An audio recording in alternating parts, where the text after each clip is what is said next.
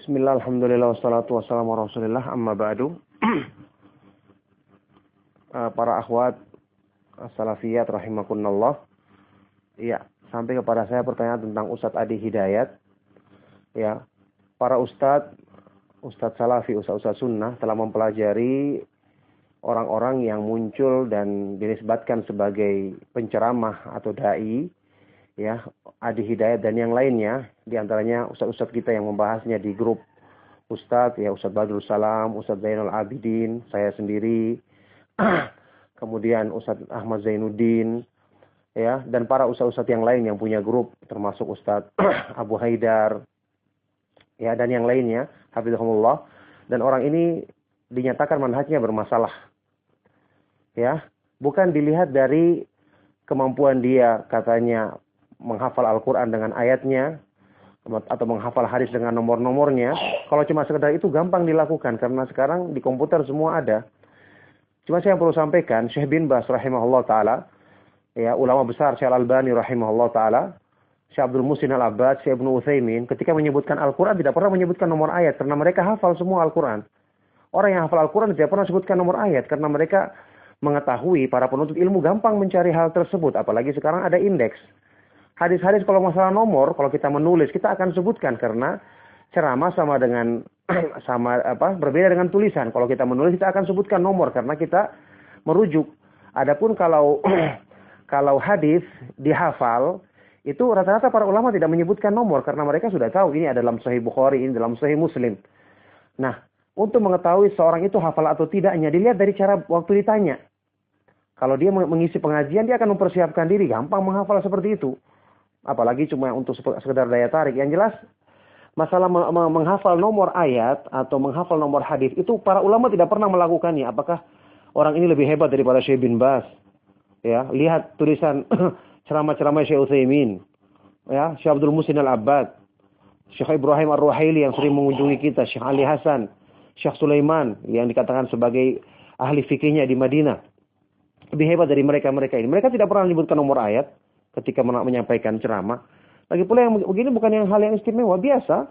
Cuman karena ada orang-orang yang tidak faham, tidak pernah dengarkan, tidak hafal Al-Quran, sekali disebut seperti ini, saya langsung kagum-kagum luar biasa. Yang jelas, ini bukan masalah sebenarnya. Orang mau menyampaikan Al-Quran dengan nomornya, hadis itu tidak ada masalah. Cuman orang ini pemahamannya rusak. Tidak direkomendasikan oleh para ustadz yang telah meneliti tentang ceramah-ceramahnya. Apalagi hukum asal usulnya. Ingat, disinilah, ya, anti semua itu harus paham manhaj dalam menuntut ilmu. Menuntut ilmu itu beda dengan menerima orang yang ingin baik, kita terima, kita sangka baik kepada dia.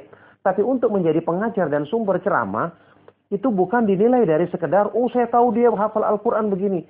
Itu orientalis, ya, perusak Islam, rata-rata hafal Al-Quran. Hafal hadis Rasulullah SAW. Nanti harus tahu, ya, ada yang namanya orang orientalis dari Eropa, namanya Wensing. Itu dia sampai pernah membuat, ya, indeks hadis-hadis Rasulullah SAW untuk memudahkan kita mencarinya. Dia membuat dan dia sembunyikan untuk dia sendiri dalam tujuan untuk merusak Islam, mencari hadis-hadis yang nanti akan dikesankan Islam itu bertentangan, Islam itu rusak. Yang kemudian salah seorang ulama berhasil mendapatkan dari dia, ternyata dari sekian banyak buku hadis dia bisa membuat indeksnya kayak semacam cara pencari dengan lafaz hadis. Itu luar biasa, berarti dia kuasai semua buku-buku hadis tersebut. Apakah dengan ini berarti dia hebat? Namanya Wensing, orang orientalis. Mereka-mereka ini hafal Al-Quran. Ada di Mekah yang namanya Alawi Al-Maliki yang dikatakan oleh Syekh bin Baz, togutnya Mekah, orang sufi terkenal.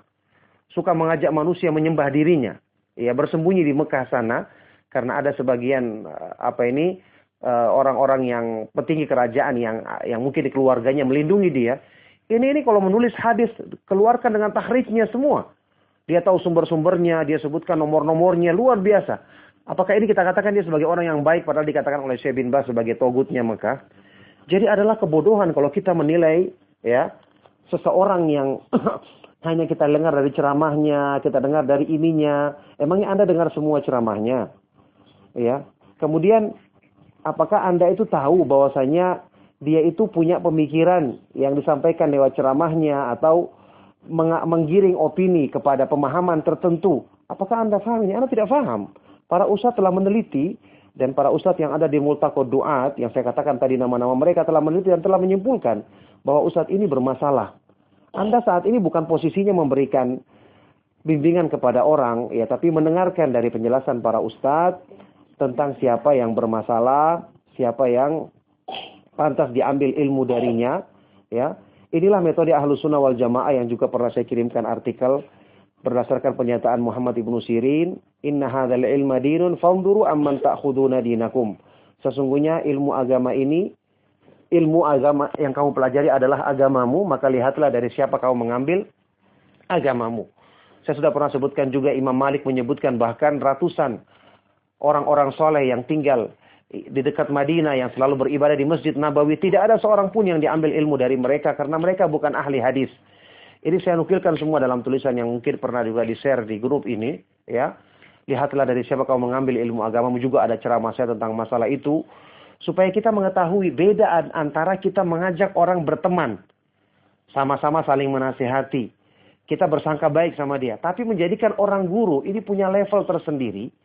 Orang yang menjadi guru agama itu bukan cuma orang yang soleh, bukan cuma orang yang kuat hafalannya, tapi harus benar manhajnya. Kita tahu asal-usulnya dalam menuntut ilmu, ya, bukan sekedar pandai berbicara atau menampakkan sesuatu yang kita katakan tadi hafal sampai mengetahui ayat Al-Quran dengan nomor-nomornya. Ini para ulama tidak melakukannya. Apakah dia mungkin bisa dikatakan lebih pintar dari para ulama? Para ulama tidak melakukannya.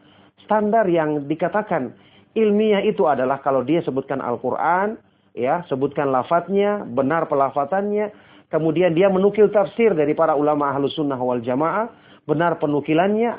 Antum buktikan atau anti semua buktikan ketika dia menukil mana tafsir Ibnu Katsir, saya melihat anti buktikan. Nah, sekarang ini anti kan tidak pernah membuktikan apa-apa, cuma dengar-dengar saja, ya. Makanya bertanya kepada orang yang berilmu. Anda itu atau anti semua bertanya bukan cuma dalam masalah fikih, masalah haid dan nifas. Bertanya kepada ustaz termasuk siapa yang pantas diambil ilmu darinya. Para ulama dari dulu melakukan hal tersebut. Ya, sebagai seorang ahlu sunnah atau salafi, ikut manhaj salaf, bukan mengikuti manhaj hawa nafsu kita sendiri-sendiri, pertimbangan kita sendiri-sendiri dalam menuntut ilmu. Barakallahu fikum. Ini jawaban saya tentang ustadz atau yang disebut dengan Ustadz Adi ini atau yang lainnya, ya. Ada hal-hal yang banyak tersebar di masyarakat, tersebar di kalangan salafiyin, ustadz-ustadz yang bermasalah tersebut tidak dirujuk kepada para ustadz yang telah mengetahui keadaan mereka, akhirnya kacau keadaannya. Dan mereka-mereka ini ada yang sudah dihubungi, dinasihat, tapi tidak berubah. Sehingga begitu seperti itu keadaannya. Makanya untuk menilai seseorang sebenarnya bisa kita bertanya dalam masalah-masalah manhaj kepada dia. Contohnya, kalau ingin menilai seorang ustadz, tanyakan bagaimana tanggapannya terhadap demo, bagaimana tanggapannya terhadap kelompok-kelompok yang menyimpang, akan kelihatan penilaiannya. Ya, akan kelihatan manhajnya yang sesungguhnya. Itulah cara menilai manhaj pemahaman seorang untuk dijadikan patokan apakah pantas diambil ilmu darinya atau tidak. Semoga Allah Subhanahu wa taala menjaga kita semua dalam kebaikan.